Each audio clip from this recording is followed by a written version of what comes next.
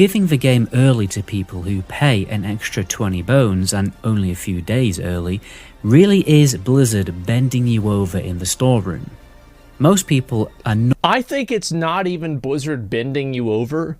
It's you going and buying an Uber to get to the storeroom, paying money to open the door, and then paying Blizzard to bend you over. Blizzard doesn't do anything. The player does all of it.